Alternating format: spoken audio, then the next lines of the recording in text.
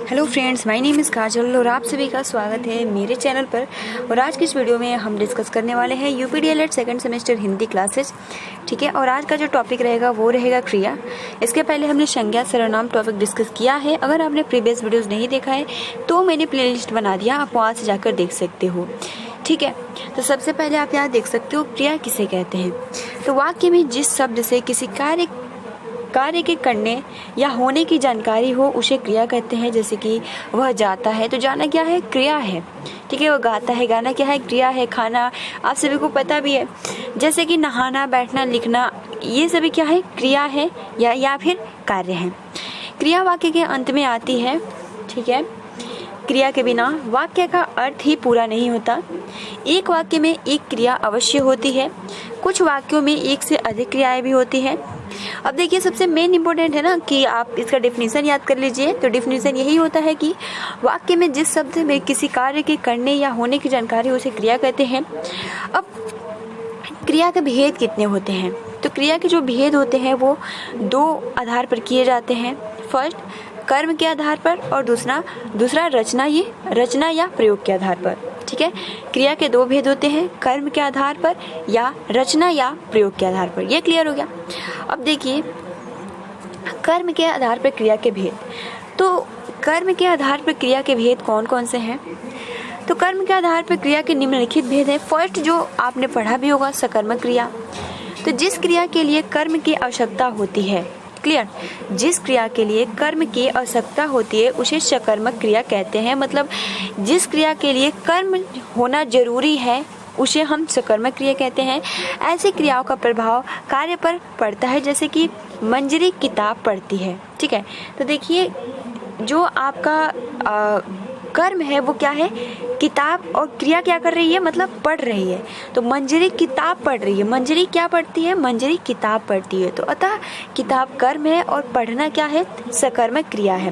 क्रिया के साथ क्या, किसे या किसको लगातार प्रश्न करने पर यदि उत्तर आ रहा है तो उसे सकर्मक क्रिया समझनी चाहिए।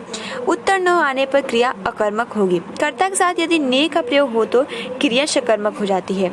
अब देखिए, सकर्मक क्रिया के दो भेद होते हैं। क्लियर? अब सकर्मक क्रिया के दो भेद कौन कौन से हैं? तो सकर्मक क्रिया के दो भेद जो है, एक है एक कर्मक क्रिया और दूसरा है द्विकर्मक क्रिया।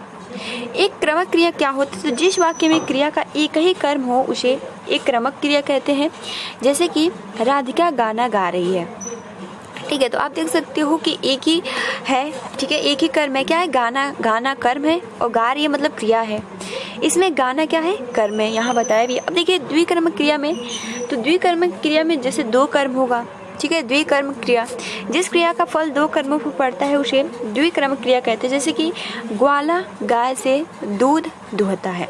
ठीक है, अब दुहता तो आपका क्रिया है और कर्म और जो है वो गाय और दूध है। ठीक है, गाय और दूध, जो दुहता है वो क्रिया है और जो गाय है और दूध है वो क्या है? कर्म है। अब देखिए, अकर्मक क्रिया किसे कहते हैं? अकर्मक क्रिया जिन क्रियाओं के साथ कर्म की अपेक्षा न हो, मतलब उसकी कर्म की आवश्यकता नहीं होती है, उसे अकर्मक क्रिया कहते हैं। जैसे कि नरेश हंसता है। तब ये थोड़ी ना है कि नरेश हंसता है, बस एक ही है, हंसना क्रिया है, कर्म कहाँ है? ठीक। मिथिला रोती है मतलब कि क्रिया है, कर्म का यहाँ कर्म नहीं है, तो ये क्या है? अकर्मक क्रिया। हंसना, गाना, रोना, खाना, पीना, ये खाती है, ये पीती है, ये जाती है, वो जाता है, वो गाता है, नहाता है। ठीक है, वो खिलाता है, वो खेलती है। ठीक, तो ये सभी क्या है? अकर्मक क्रिया है। अब देखिए, अकर्मक क्रिया के कुछ पॉइंट्स हो जाते हैं, अकर्मक और सकर्मक। अकर्मक मतलब उठना, उठाना। ठीक, उठना और उठाना, कटना या काटना, छिलना या छीलना, पीसना या पीसना। ठीक, चलना या चलाना।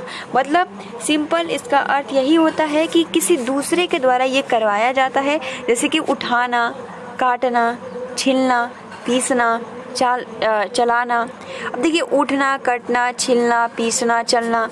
ठीक, अब देखिए, उड़ाना, छाटना, जगाना, मारना, सींचना। अब देखिए उड़ना, छटना, जगना, मरना से मतलब स्वयं में इसकी क्रिया के कर्म की कोई भी आवश्यकता नहीं है।